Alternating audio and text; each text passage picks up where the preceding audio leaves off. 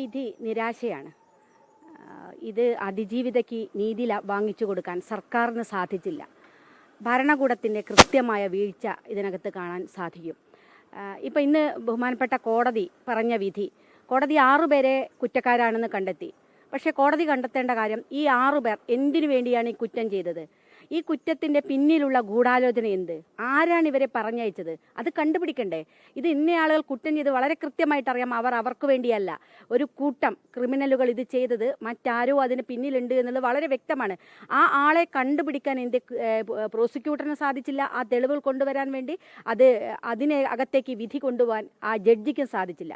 വളരെ കൃത്യമായ ആലോചന ഇതിനകത്ത് നടന്നിട്ടുണ്ട്. ഈ ഗൂഢാലോചനയിൽ അകപ്പെട്ട ആളുകളെ രക്ഷപ്പെടുത്താൻ വേണ്ടി ഭരണകൂടത്തിൻ്റെ ഭാഗത്ത് തന്നെ വലിയ വീഴ്ചയാണ് ഈ കാര്യത്തിൽ ഉണ്ടായിരിക്കുന്നത്. കൃത്യമായ പ്രോസിക്യൂഷൻ വീഴ്ചയാണ്. അല്ലെങ്കിൽ ഈ ഗൂഢാലോചന കുറ്റം തെളിയിക്കാൻ വേണ്ടി കഴിയുന്നതായിരുന്നു. ഇക്കാര്യത്തിൽ ഉറപ്പാണല്ലോ, ഈ പ്രതികൾ ഈ തെറ്റ് ചെയ്തിട്ടുണ്ടെങ്കിൽ അത് മറ്റൊരാളുടെ നിർദ്ദേശമില്ലാതെ, മറ്റൊരാൾ പറയാതെ അത് ചെയ്യില്ല ഈ സംഘം എന്നുള്ളത്. അവർ പൾസർ സുനി വളരെ കൃത്യമായിട്ട് അതിൻ്റെ തെളിവുകൾ കൊടുത്തിട്ടുണ്ട്. അദ്ദേഹത്തിൻ്റെ മൊഴിയുണ്ട്, അദ്ദേഹത്തിൻ്റെ കത്തുണ്ടല്ലോ, കത്തെഴുതിയിരുന്നു.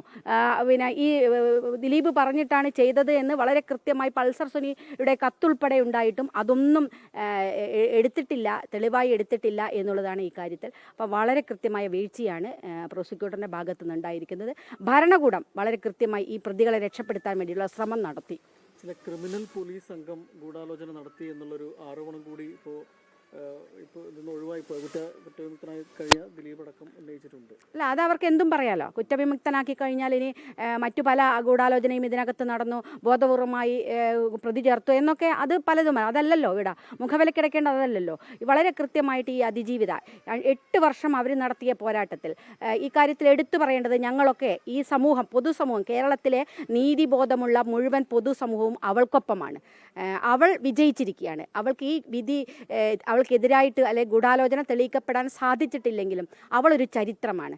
അവൾ നടത്തിയ നിശ്ചയദാർഢ്യമുള്ള ആ പോരാട്ടമാണ് ഈ കേസ് ഇതുവരെ എത്തിച്ചത്. ഏതായാലും ഇനിയും കോടതികളുണ്ട്, അവിടേക്ക് പോകുമെന്ന് പ്രതീക്ഷിക്കാം.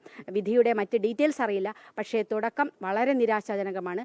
ഒരു ഗൂഢാലോചന കേസിലെ 120B ഒരു തരത്തിലും തെളിയിക്കപ്പെടാൻ സാധിച്ചിട്ടില്ല എന്ന് പറയുന്നത്, ഇത്തരം നീതി തേടി പോകുന്ന ഇത്തരം ആളുകൾക്ക് എന്താണ് പ്രതീക്ഷ?